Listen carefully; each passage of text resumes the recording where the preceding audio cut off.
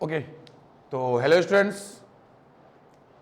और अब हम अपनी नई क्लास में जाने से पहले एक बहुत ही इम्पॉर्टेंट सेक्शन को सीखना चाहिए जिसका नाम है इम्पॉर्टेंट बेसिक कॉन्सेप्ट।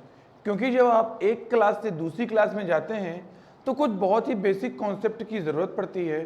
तो सबसे पहले हम अगर 3 से 4 लेक्चर्स में केवल अपने बेसिक कॉन्सेप्ट को सीखेंगे तो हमारे बेस्ट केमिस्ट्री सीखने के लिए बहुत ही बेहतर रहेगा। तो देखिए, आप सबको पता है हम सबसे पहले सीखेंगे इलेक्ट्रॉनिक कॉन्फ़िगरेशन। Electronic configuration. हम सबसे पहले स्टूडेंट्स इलेक्ट्रॉनिक कॉन्फ़िगरेशन सीखेंगे। उसके बाद हम एटम को सीखेंगे।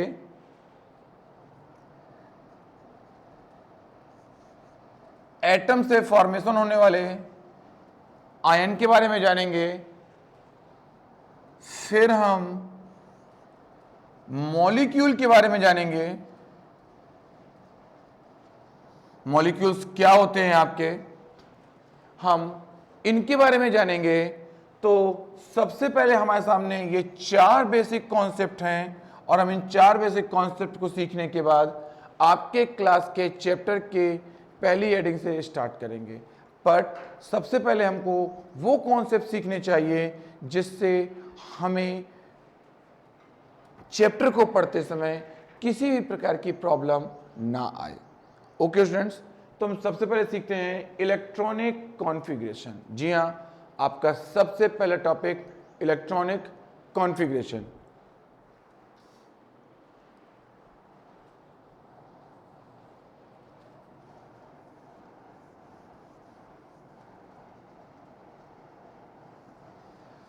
तो किसे कहते हैं इलेक्ट्रॉनिक कॉन्फ़िगरेशन? आपका क्या होता है आपका इलेक्ट्रॉनिक कॉन्फ़िगरेशन? देखो बेटा,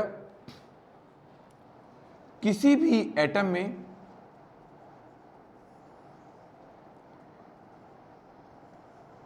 जो इलेक्ट्रॉन प्रेजेंट होते हैं, अब मैं ये भी आपसे डिस्कस करूंगा कि एटम क्या होता है, इसको भी बहुत डिटेल में पढ़ेंगे। तो हम सबसे पहले सीखते हैं एक एटम जिसमें इलेक्ट्रॉन प्रेजेंट होता है। अब उसमें प्रेजेंट इलेक्ट्रॉन्स को एनर्जी लेवल के रूप में अरेंज करना। When we arrange the electron into their energy level, that is known as electronic configuration. When we arrange the electron into their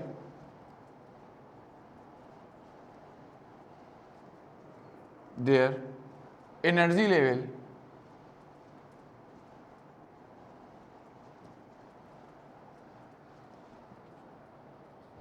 their energy level, that is known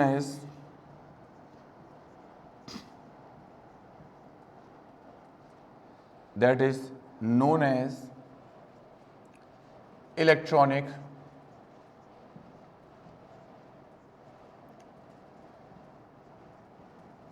configuration. समझिएगा, when we arrange the electron into their energy level, that is known as electronic configuration। और energy level को ही हम cell कह देते हैं। आपको मन में कोई कंफ्यूजन रखने की ज़रूरत नहीं है। तो when we arrange the electron into their cell, that is known as electronic configuration. अब किसी भी एटम में जो 2 सेक्शन होते हैं स्टूडेंट्स, एक सेक्शन जिसको हम न्यूक्लियस कहते हैं, जो सेंटर पे प्रेजेंट होता है, और एक उसके अराउंड सेल।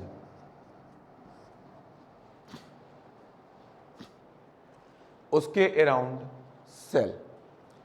अब हम इलेक्ट्रॉनिक कॉन्फ़िगरेशन में हम आपको बताएंगे कि आपको इलेक्ट्रॉन सेल के फॉर्म में कैसे लिखने हैं।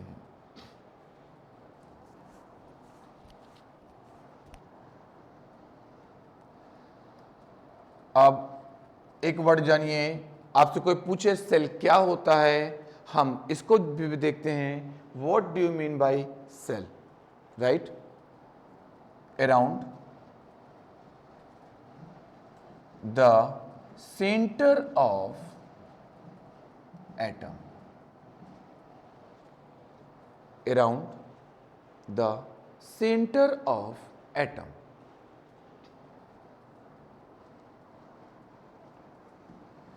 Electron is present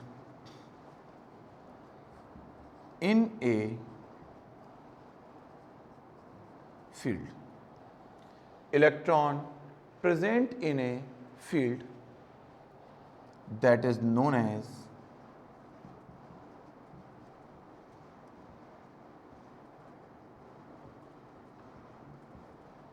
cell.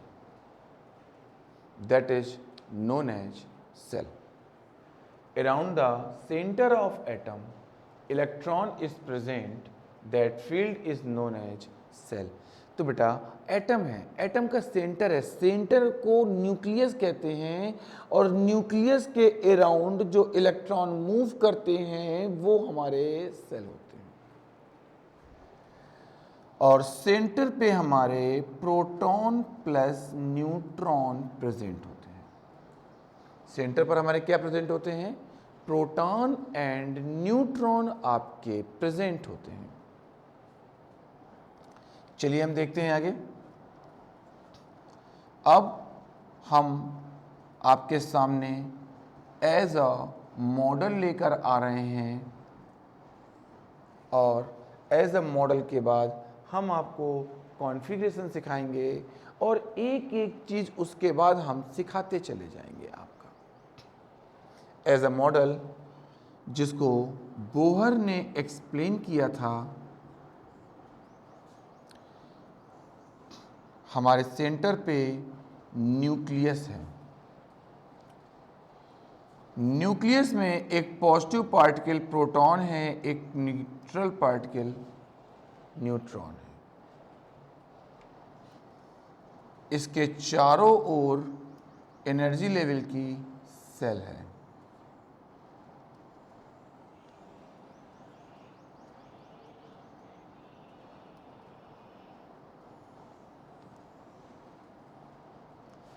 इसके चारों ओर एनर्जी लेवल की सेल है। तो हमारा एटम कुछ इस टाइप का दिखता है। पहली सेल में 2 इलेक्ट्रॉन होते हैं, इसके बाद 8 इलेक्ट्रॉन प्रेजेंट होते हैं।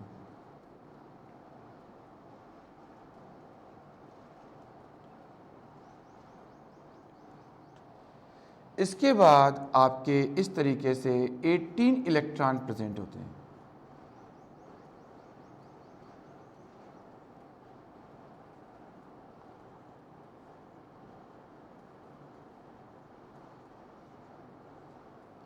और इसके बाद इस तरीके से इस पे 32 इलेक्ट्रॉन्स आपके प्रेजेंट होते हैं।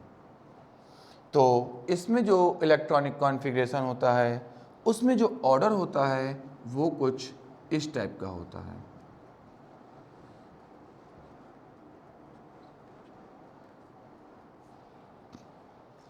फर्स्ट सेल में हम 2 इलेक्ट्रॉन रखते हैं, सेकेंड सेल में हम 8 इलेक्ट्रॉन रखते हैं, थर्ड सेल में 18 रखते हैं। अब किसी केस में 18 इलेक्ट्रॉन प्रेजेंट नहीं होते तो हम उसको 8 के टर्म में रखते हैं, फिर हम 32 रखते हैं। अब देखिए जो आपका एटम दिखता है वो कैसा है? सेंटर और उसके चारों ओर की फील्ड। सेंटर मतलब न्यूट्रॉन और प्रोटॉन जहां पर प्रेजेंट होते हैं, और फील्ड जहां पे आपकी इलेक्ट्रॉन प्रेजेंट होते हैं, उस फील्ड को हम लोग क्या बोलते हैं? सेल।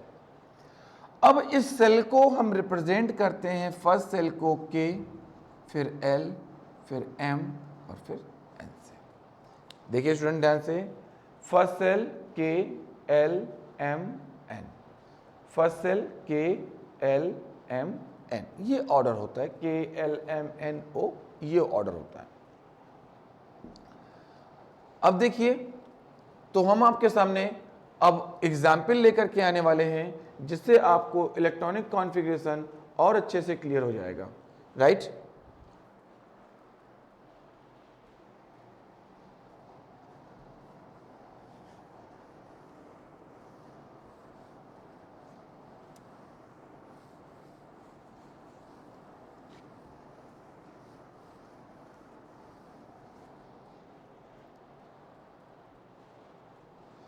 हाँ, तो देखिए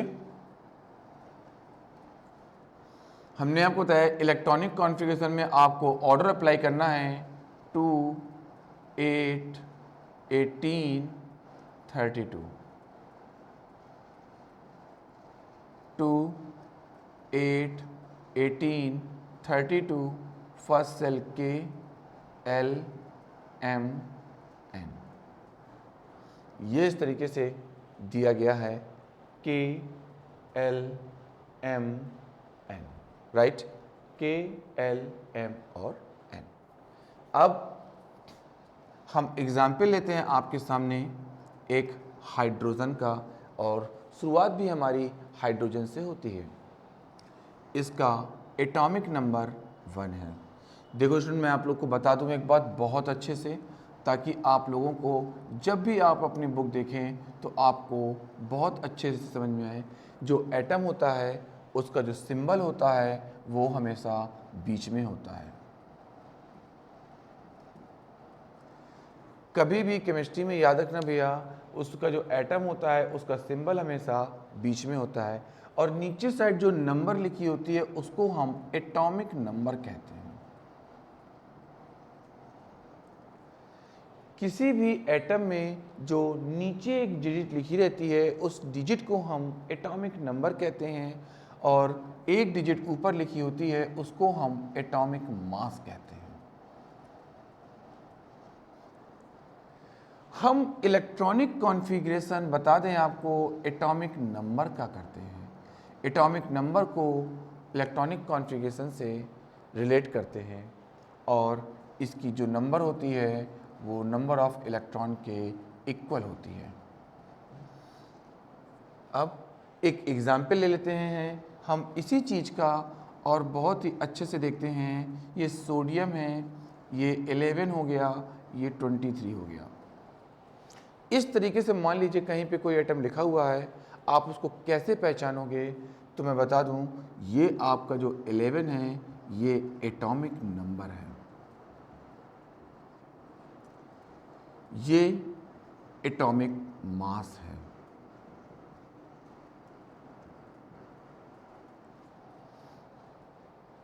ये आपका एटॉमिक नंबर है और ये आपका एटॉमिक मास है।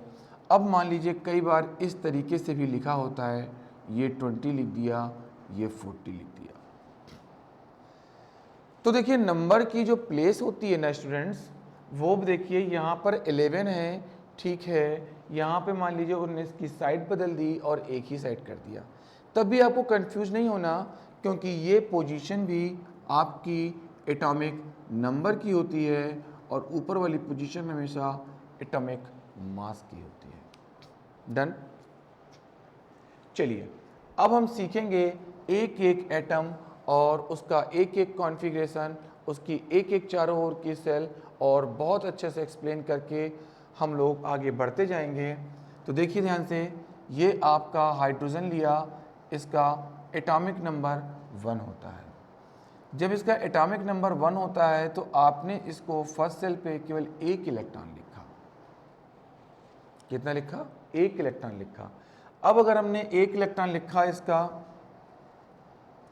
तो इसका जो एटम बनेगा, तो एटम आपका कुछ इस टाइप से आएगा, न्यूक्लियस जिस पे एक प्रोटॉन होंगे।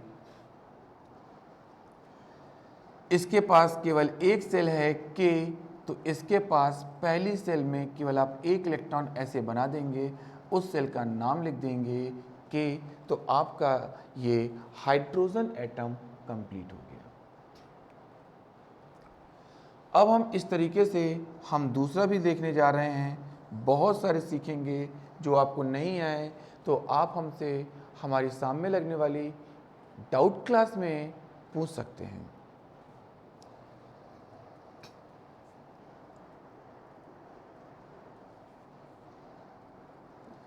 देखिए, हाइड्रोजन हो गया, हीलियम, एटॉमिक नंबर 2। अब इसके एटॉमिक नंबर 2 की अगर हम बात करें तो फर्स्ट सेल में देखिए इसके 2 इलेक्ट्रॉन ही यहाँ पाएंगे, तो हम इसका कॉन्फ़िगरेशन लिख देंगे 2। और इसकी पहली सेल मैंने आपको बता रखी है कि हमेशा K होती है।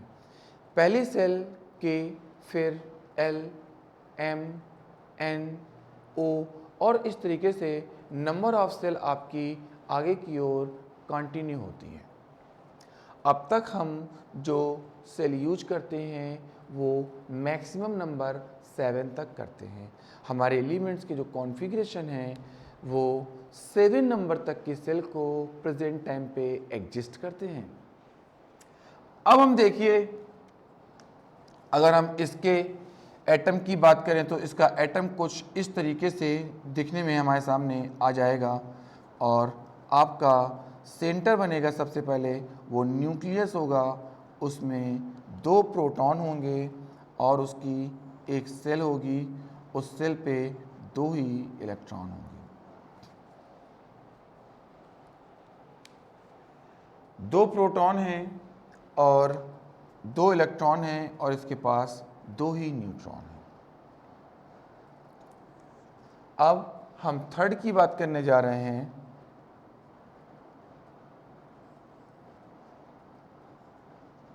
लिथियम, एटॉमिक नंबर 3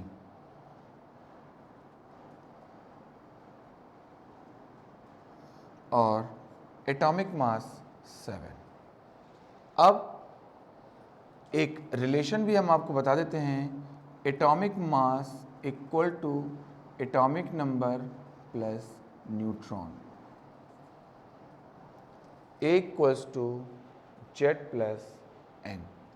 आपका A एटॉमिक मास होता है,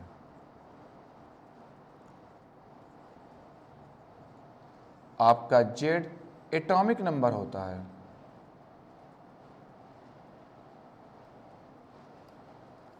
N नंबर ऑफ न्यूट्रॉन होते हैं।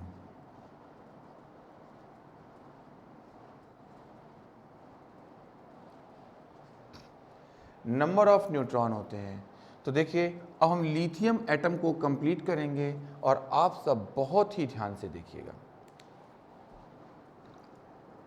लिथियम एटॉमिक नंबर 3, तो देखिए फर्स्ट सेल में तो देखिए 2 इलेक्ट्रॉन आते हैं। सबसे पहले आपको अपने फर्स्ट सेल में 2 इलेक्ट्रॉन लिखने हैं। 2 के बाद 1 इलेक्ट्रॉन बचा, आप 1 लिख दीजिए, क्योंकि मैंने कहा है 2 के बाद आप 1 इलेक्ट्रॉन तक जा सकते हैं, लेकिन अब आपका बचा ही 1 इलेक्ट्रॉन है तो आपने 1 लिख दिया। ये इसकी फर्स्ट सेल K है, ये इसकी सेकेंड सेल L है। तो अब देखिए ध्यान से, हमने इसको बनाएंगे तो ये न्यूक्लियस बनाएंगे। अच्छा, एटॉमिक मास देखिए 7 लिख दिया मैंने आपका,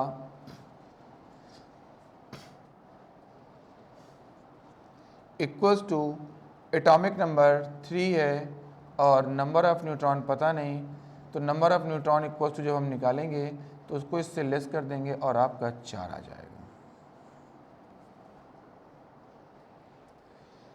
तो आपको मालूम चल गया कि यहाँ पर 4 न्यूट्रॉन है, तो हम इसके सेंटर को पहले कंप्लीट करेंगे। आपके पास 3 प्रोटॉन, 4 न्यूट्रॉन, फर्स्ट सेल में 2 इलेक्ट्रॉन, फिर सेकेंड सेल में 1 इलेक्ट्रॉन और आपका फर्स्ट सेल हो गया K, सेकेंड सेल हो गया आपका L। और इस तरीके से ये आपका जो एटम है कुछ इस तरीके से एज्यूम होने लगा कि इसके सेंटर पे 3 प्रोटॉन आ गए, फिर इसके पास 4 न्यूट्रॉन आ गए, फर्स्ट सेल में इसके 2 इलेक्ट्रॉन आ गए और थर्ड सेल में इसके, सेकंड सेल में इसके 1 इलेक्ट्रॉन आ गए। अब देखिए, अब मैं आपके सामने एक अगला एग्जाम्पल लेकर के आ रहा हूं।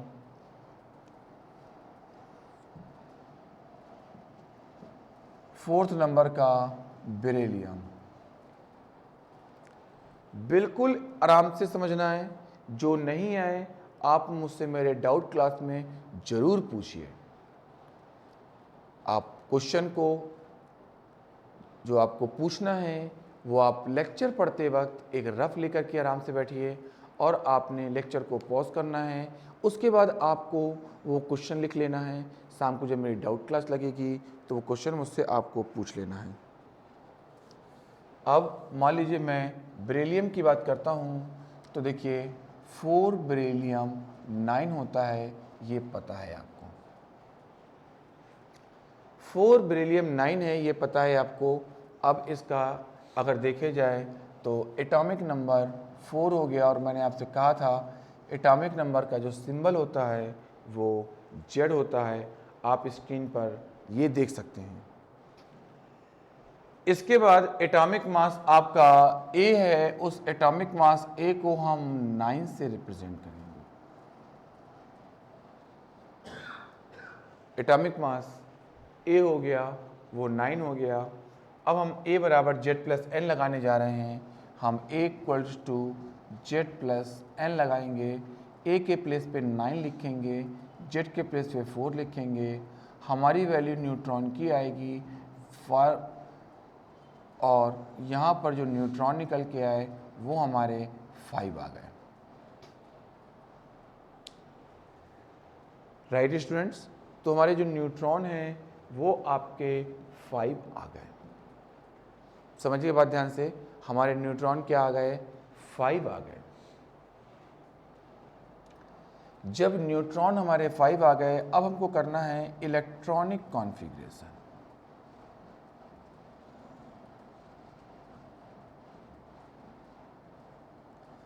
इलेक्ट्रॉनिक कॉन्फ़िगरेशन हम एटॉमिक नंबर का करते हैं Z इक्वल्स टू 4 का। पहले सेल में 2 इलेक्ट्रॉन होते हैं, हमने 2 लिख दिया। अब अगर 4 में से 2 इलेक्ट्रॉन चले जाएंगे तो बचेंगे कितने? 2 बचेंगे। हमने सेकेंड सेल में भी 2 इलेक्ट्रॉन लिख दिए। अब ये K, ये L। आपने देखा फर्स्ट सेल में 2 इलेक्ट्रॉन, सेकेंड सेल में भी 2 इलेक्ट्रॉन दिख रहे हैं आपको, और बहुत ही अच्छे से अब आप इसके एटम को बनाइए। तो इसके एटम के सेंटर पे क्या होगा? न्यूक्लियस। उस न्यूक्लियस पे क्या है आपका? न्यूट्रॉन और प्रोटॉन। तो न्यूट्रॉन कितने? 5। प्रोटॉन कितने? 4। फर्स्ट सेल में कितने? 2 इलेक्ट्रॉन। सेकेंड सेल में कितने?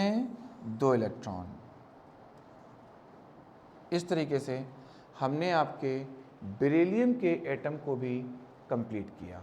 अब अगर आपसे देखा जाए तो ये K है पहली सेल, ये L सेकेंड सेल। अब बेरिलियम के लिए ये देखें तो ये हमारी लास्ट सेल बनेगी और ये हमारी फर्स्ट सेल कहलाएगी।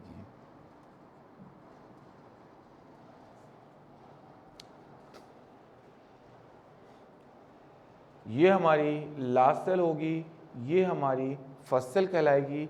न्यूक्लियस के पास जो सेल होती है उसे फर्स्ट कहते हैं, और आउटर मोस्ट सेल जो होती है उसे लास्ट सेल कहते हैं। अब अगर किसी स्टूडेंट्स को स्क्रीनशॉट लेना है तो वो आसानी से ले सकता है, या नोट करना है वो फटाफट नोट भी कर सकता है। तो चलिए स्टूडेंट्स, तो अभी हमने सीखा कि ये कुछ एग्जाम्पल लेकर के कि कैसे होते हैं हमारे एटम। एटम किससे मिलके बने होते हैं ना? एक न्यूक्लियस और उसके चारों ओर की फील्ड। फील्ड को मैंने आपको सेल बताया, न्यूक्लियस में हमने आपको प्रोटॉन और न्यूट्रॉन बताया। तो एटम में 3 पार्टिकल हो गए, negative electron, positive proton, neutral neutron. अब इसके कुछ और एग्जाम्पल लेते हैं।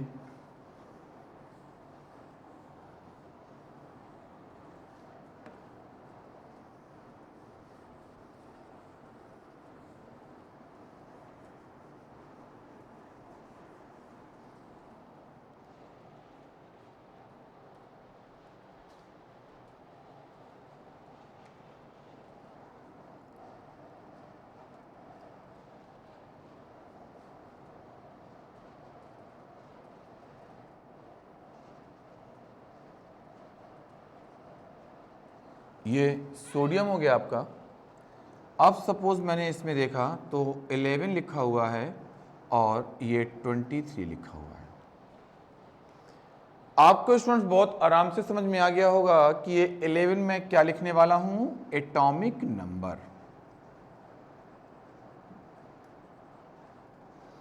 Z इक्वल्स टू 11, 23 क्या लिखने वाला हूं आपको, atomic mass A equals to 23।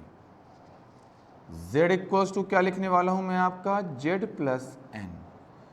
तो A हो जाएगा 23, Z हो जाएगा 11, न्यूट्रॉन आपको पता करना है, न्यूट्रॉन इक्वल टू हो जाएंगे आपके 12। ये हो गया आपके सोडियम मेटल के लिए। अब आपका जो सोडियम मेटल है उसको और आगे देखिए, हमें करना है इलेक्ट्रॉनिक कॉन्फ़िगरेशन। इलेक्ट्रॉनिक कॉन्फ़िगरेशन करते हैं एटॉमिक नंबर का, एटॉमिक नंबर है 11। अब आपको पता है इसके फर्स्ट सेल में कितने इलेक्ट्रॉन होंगे, 2। सेकेंड सेल में कितने इलेक्ट्रॉन होंगे इसके, 8, क्योंकि देखिए फर्स्ट सेल में 2 फिर सेकेंड में 8 रख सकते हैं। अब 8 के बाद हम मैक्सिमम 18 रख सकते हैं, लेकिन बीच की कोई डिजिट नहीं रख सकते, तो बचा कितना, 1। अब सोडियम का एटम कंप्लीट करते हैं। हम सेंटर की बात करेंगे जहाँ न्यूक्लियस होता है, तो आप देख रहे हैं 11 प्रोटॉन हैं और 12 न्यूट्रॉन है। इसके बाद आप इसके फर्स्ट सेल की बात करेंगे तो इसके फर्स्ट सेल में हैं 2 इलेक्ट्रॉन, इसके सेकेंड सेल में हैं 8 इलेक्ट्रॉन,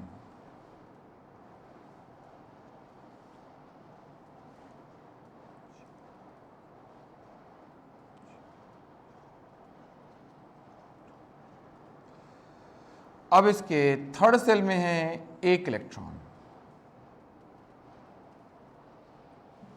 देखिए तो आपके सामने एक डिजाइन्ड सोडियम का एटम आ गया। फर्स्ट सेल को K, L और M से रिप्रेजेंट किया। किससे रिप्रेजेंट किया हमने, K, L, M से, राइट। फिर समझिए, पहला सेल K, L और M। अब मैं स्टूडेंट आपसे कहूं तो न्यूक्लियस के ठीक जो बात की सेल है, हम इसको फर्स्ट सेल कहते हैं।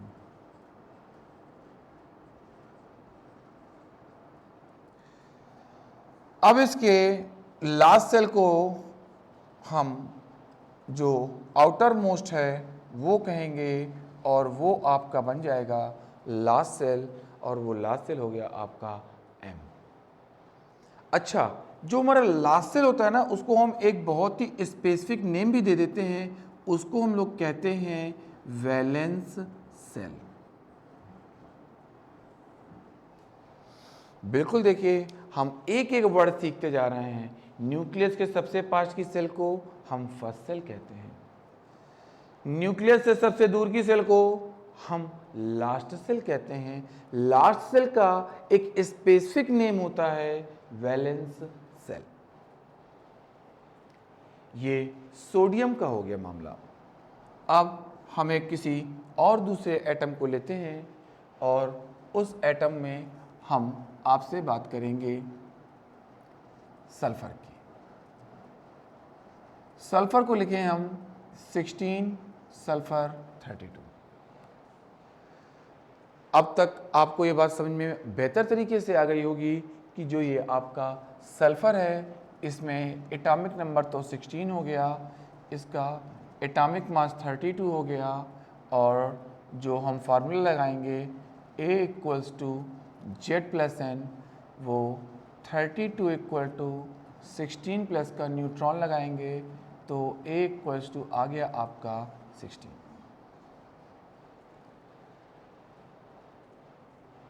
अब हम इसके इलेक्ट्रॉनिक कॉन्फ़िगरेशन के पास जा रहे हैं। इसका इलेक्ट्रॉनिक कॉन्फ़िगरेशन है 16 के लिए। तो देखिए फर्स्ट सेल में तो देखिए हमारे पास 2 इलेक्ट्रॉन आ गए। अब सेकेंड सेल में हमारे पास, हमने आपको बताया मैक्सिमम 8 ले सकते हैं, हमने सेकेंड सेल में मैक्सिमम 8 ले लिया। अब आप देखिए आपके पास टोटल 16 इलेक्ट्रॉन हैं। फर्स्ट सेल पे 2 इलेक्ट्रॉन हैं, सेकेंड सेल पे 8 इलेक्ट्रॉन हैं और थर्ड सेल पे अब बचे कितने 6 इलेक्ट्रॉन। तो हमने थर्ड सेल पे 6 इलेक्ट्रॉन कर दिया। अब देखिएगा फर्स्ट सेल इसकी K है, फिर L है, फिर M है, इसको हम कहेंगे फर्स्ट सेल और इसको हम कहेंगे लास्ट सेल। और स्टूडेंट लास्ट सेल का स्पेसिफिक नेम क्या है? Valence cell. लास्ट सेल को हम लोग क्या बोलते हैं? Valence shell. तो चलिए अब हम सल्फर के एटम को ड्रॉ करते हैं।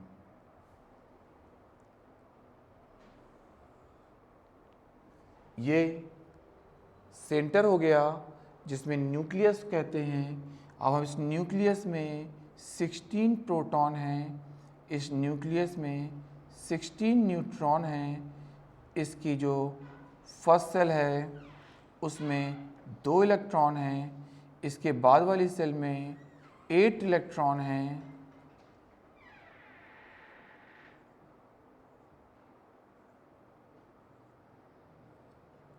इसकी थर्ड सेल में फिर से 6 इलेक्ट्रॉन हैं।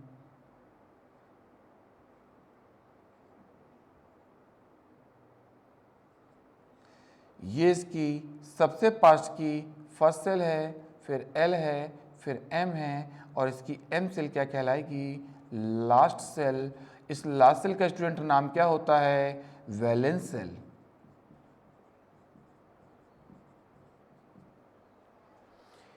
इसकी लास्ट सेल का नाम क्या है? वैलेंस सेल है। राइट एकदम बेटा। अब हम आपसे एक और बहुत अच्छी चीज में एक समरी आपकी बात करने जा रहे हैं। उस समरी में हम बताएंगे कि अब तक हमने आपसे क्या डिस्कस किया। देखिए सबसे पहले हमने आपको क्या बताया, फिर क्या बताया, तो अब हम लोग बहुत ही आराम से सीखते हैं और अपने इन 2-3 लेक्चर में अपने कॉन्सेप्ट को क्लियर करते हैं। फिर हम चैप्टर को पढ़ना स्टार्ट करेंगे और हमको बहुत ही बेहतर तरीके से केमिस्ट्री समझ में आती रहेगी। देखिए प्लीज़ तो एक बार देखते हैं हम लोग ध्यान से।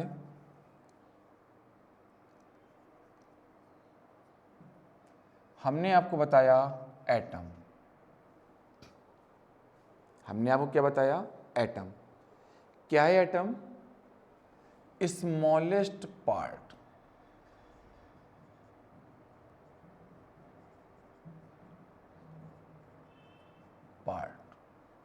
ऑफ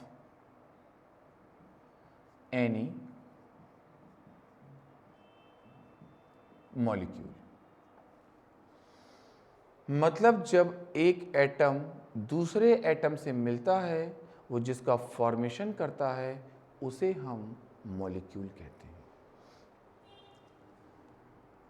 जैसे हम अगर देखें एक H का एटम है,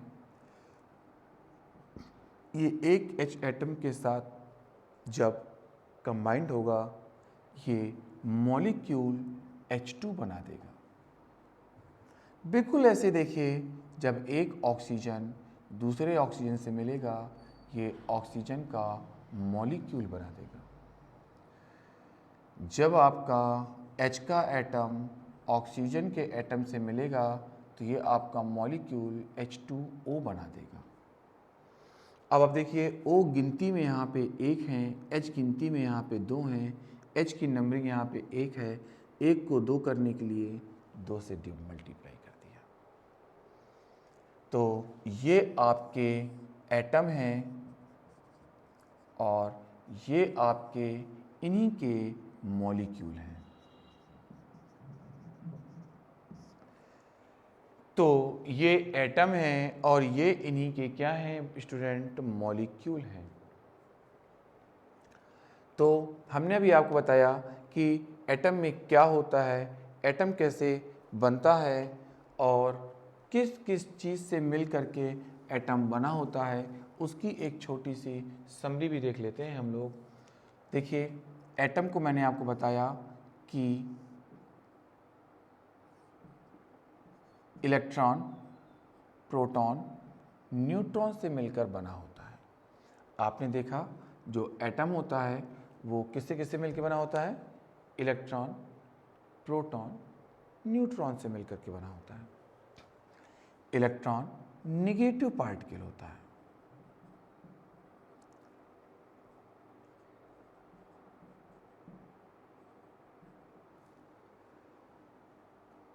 प्रोटॉन पॉजिटिव पार्टिकल होता है, न्यूट्रॉन न्यूट्रल पार्टिकल होता है। ये दोनों कहाँ पर प्रेजेंट होते हैं, centre of the atom.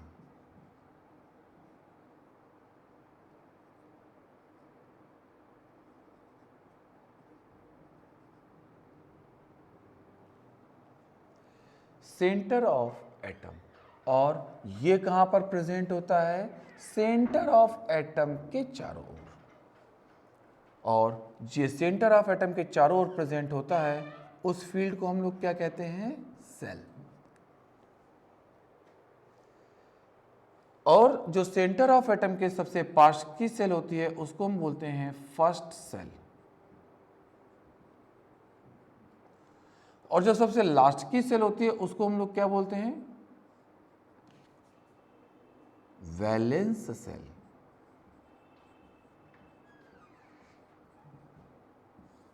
Valence shell. अब मैं आपको इसमें एक बहुत ही अच्छी चीज बताने जा रहा हूं, जो एटम से ही मिलकर बनी होती है, उसको हम कहते हैं आयन।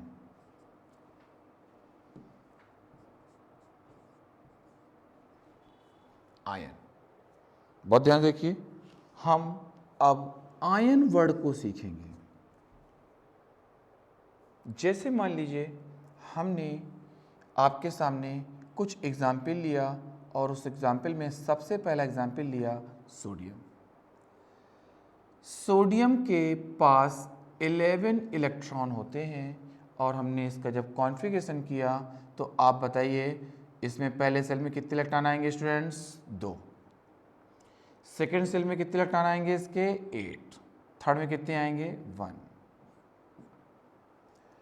अब इसमें इसके न्यूक्लियस को अगर हम कंप्लीट करेंगे तो देखिए 23 इसका एटॉमिक मास होता है, तो नंबर ऑफ न्यूट्रॉन कितने आएंगे अगर हम इसको इससे लेस करेंगे तो 12 आएंगे।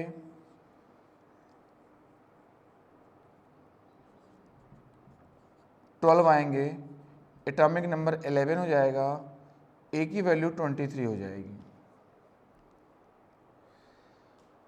हमने इसको कंप्लीट किया तो 12 न्यूट्रॉन लिखे, 11 प्रोटॉन लिखे। फर्स्ट सेल में हमने इसके 2 इलेक्ट्रॉन बनाए, सेकेंड सेल में हमने इसके 8 इलेक्ट्रॉन बनाए, 1 2 3 4 5 6 7 8 8 इलेक्ट्रॉन बनाए। और हमने इसके थर्ड सेल में 1 इलेक्ट्रॉन बनाया।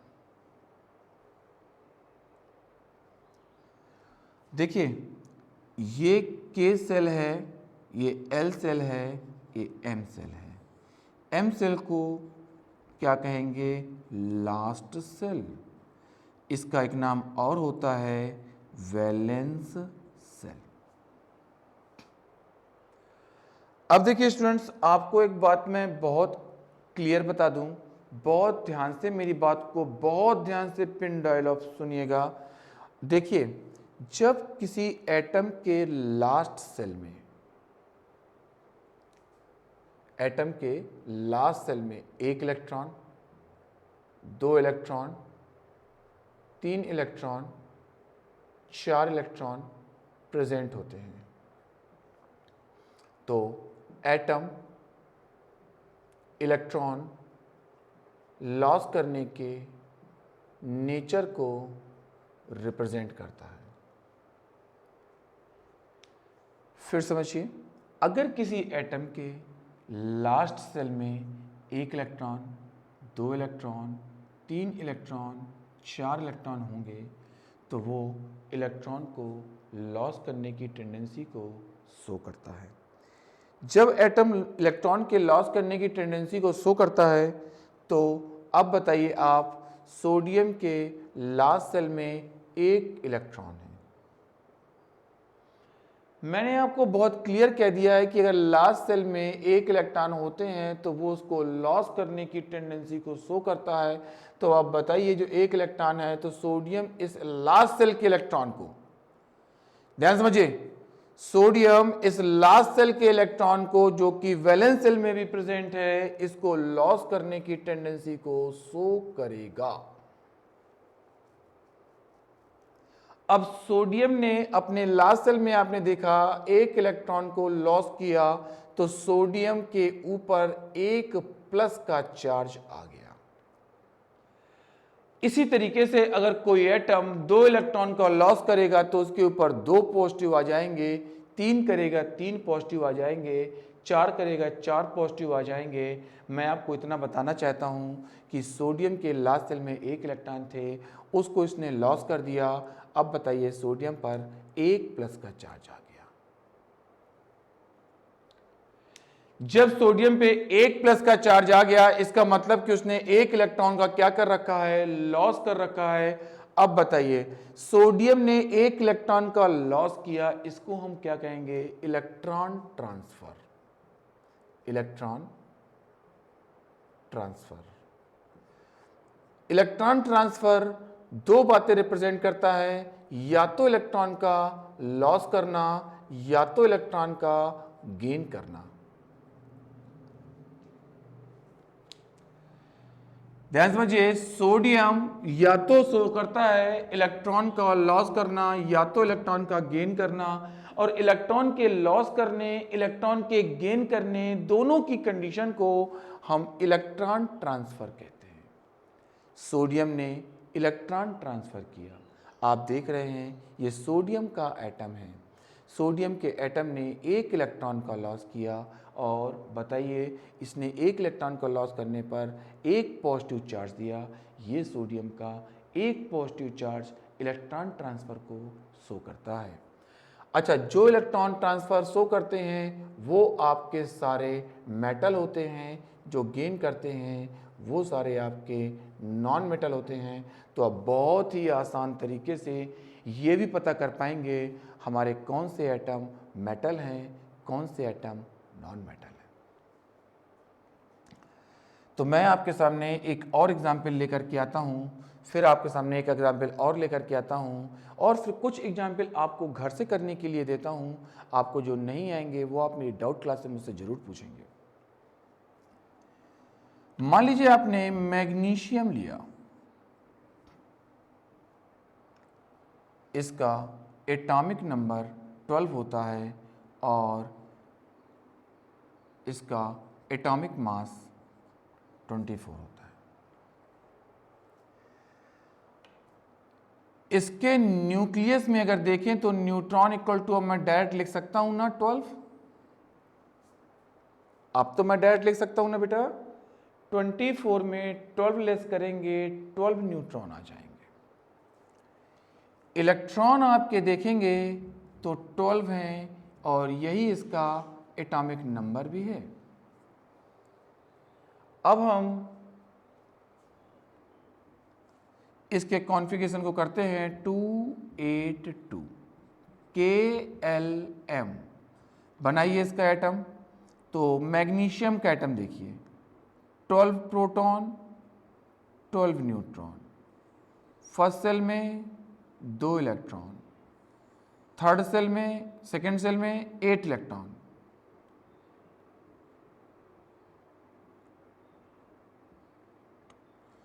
थर्ड सेल में फिर 2 इलेक्ट्रॉन,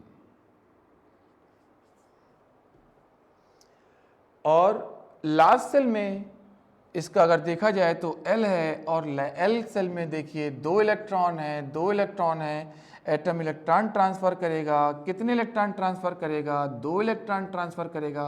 मैग्नीशियम पर 2 पॉजिटिव चार्ज आएगा, अब इसको हम क्या बोलेंगे? मेटल। ये क्या है आपका? मेटल।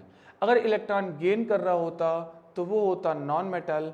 और एक एग्जाम्पल अब मैं नॉन मेटल का भी लेके आपको बता देता हूँ, बहुत बेहतर आ जाएगा। ऑक्सीजन एटॉमिक नंबर 8, इसको बहुत अच्छे से शो करेंगे। 8O16। देखिए 8 इसके पास इलेक्ट्रॉन है और न्यूट्रॉन निकालेंगे वो भी 8 आएंगे। अब मैं देखिए डायरेक्ट लिख सकता हूँ, 16 में 8 लेस करोगे 8 न्यूट्रॉन आएगा। अब 8 का कॉन्फ़िगरेशन करेंगे तो फर्स्ट सेल में 2 इलेक्ट्रॉन, सेकेंड सेल में 6 इलेक्ट्रॉन आएंगे।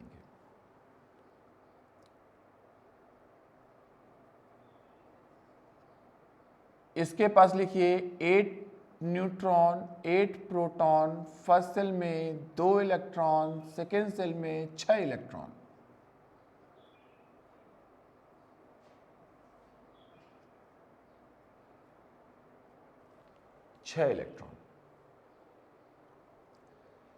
अब देखिए, अगर किसी एटम के लास्ट सेल में 5 इलेक्ट्रॉन हो, 6 इलेक्ट्रॉन हो, 7 इलेक्ट्रॉन हो, तो वो इलेक्ट्रॉन को गेन करते हैं।